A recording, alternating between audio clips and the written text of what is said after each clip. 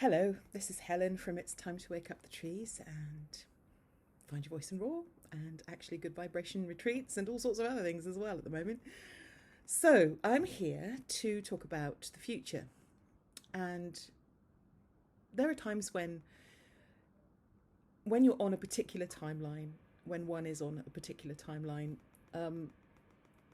one can go outside of that timeline and look at it objectively and follow a line of inquiry and see what the result of particular decisions would be in that timeline. And also one can go back to past decisions and make a different decision and follow that line of inquiry to see what the outcome could possibly be. It's all potential, it's not actual. So until we really comprehend what potentiality is and the difference between something that's actually happened and something that hasn't, we don't really comprehend what time is and what the future and the past are, if they can actually exist at all. Ultimately, because the future and the past, as T.S. Eliot said, are both contained in time present and time present contained within time past, etc., etc. So as we're in this beautiful moment, this present moment, is the future written? Is it? No, it's not. The future only becomes the future according to the decisions that we make now, right now. According to our knowledge, wisdom, comprehension of what is actually needed and wanted for us in this moment, on this timeline, in this reality, which is agreed upon. So the thing is, right, lots of people are talking about the future, but the future is only a potential. It's not written yet. If you follow a line of inquiry according to the decisions that you make in this moment, then there is the potentiality of a reality that could be in the future. So when I see a future, when I see the future, when I use my pineal gland to see a potential, to see the future, a future, not the future, a future, it does not mean that it's going to happen. It means that it's a potential.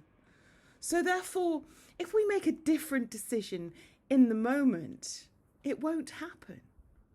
Because we've made a different decision, a more informed decision, a decision based on more knowledge, wisdom, understanding, etc., etc.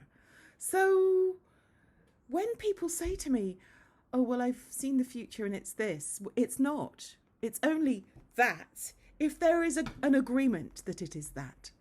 If there is an agreement that that is the reality that we shall potentially inhabit. So if we come into agreement about other things, or we disagree with certain things, then that will not be the result. The result is only evidenced if we all say yes to something or all say no.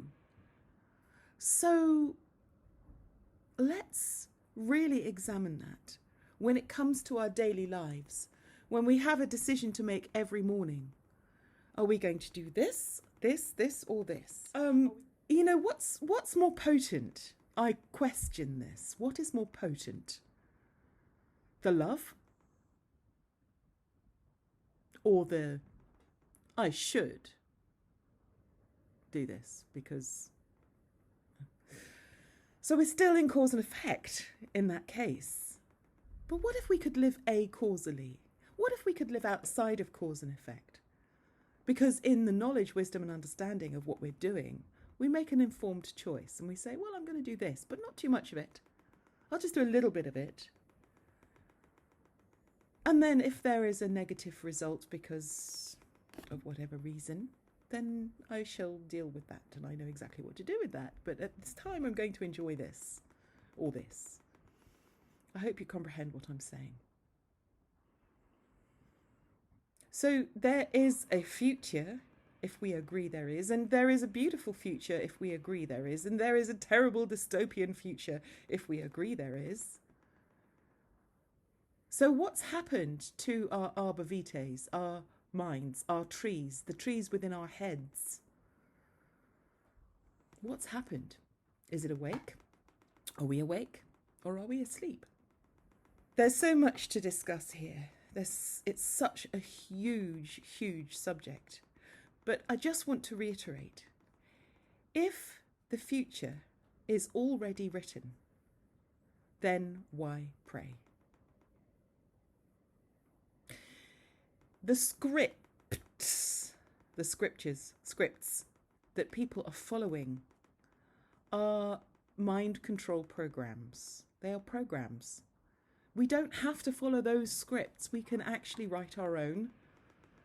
And I think that's probably more about what being a sovereign in our own lives is all about. I might be wrong. Maybe I am. It's just,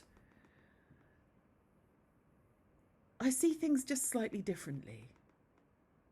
And I rebuke being confined to a set of other people's scripts and values and thoughts and realities.